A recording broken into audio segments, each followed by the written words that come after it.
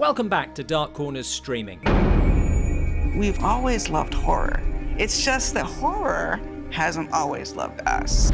We're looking at Horror Noire, a history of black horror, made by Shudder and based on the book by Robin R. Means Coleman, who is also one of the interviewees. Before we think about horror as we know it today, we can go back to films that perhaps wouldn't be on our radar as horror. Essentially, this does what it says in the title. It is a history of black horror, and as a straight history, I can't imagine it being done much better. I was delighted to see Oscar Micheaux mentioned, who is such an important figure in African American cinema and yet so often gets left out of the conversation.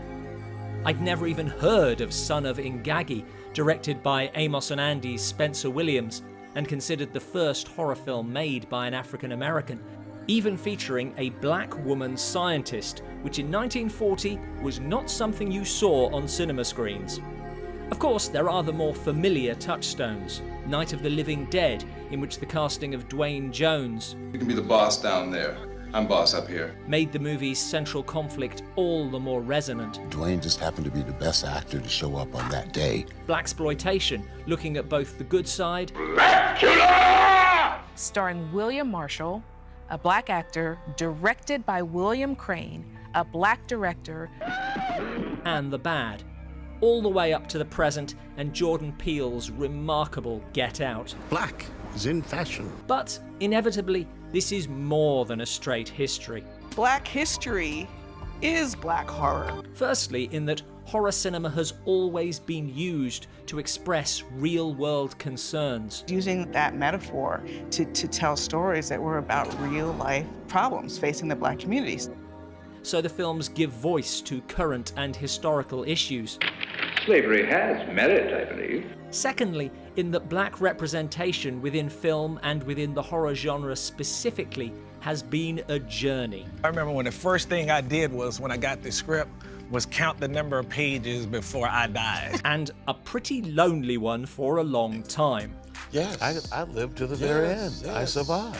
So the film has what every great documentary has, a story beyond the facts. I can't see myself. I'm afraid that's one of the misfortunes. And it's a triumphal story of a victory over adversity. What I liked most about this documentary was that it could have been angry, and has every right to be. But it feels more like a celebration. It was one of the early films where a black woman was the lead. It certainly doesn't soft pedal how bad things were, They wanted to do Count Browns in town. but it always comes back to look at these incredible films and incredible filmmakers who worked against the odds to get us where we are now and on to where we are still going. My only quibble is that outside of a few British films, this is really a history of African American horror, and I would have liked to see more about the non-English speaking world. You in danger, girl. But with that one caveat, this is everything I want from a film documentary. I learned stuff I didn't know, I was entertained, and it's a great story. Thanks for watching. Who for you are the great names of black horror? Let us know in the comments below.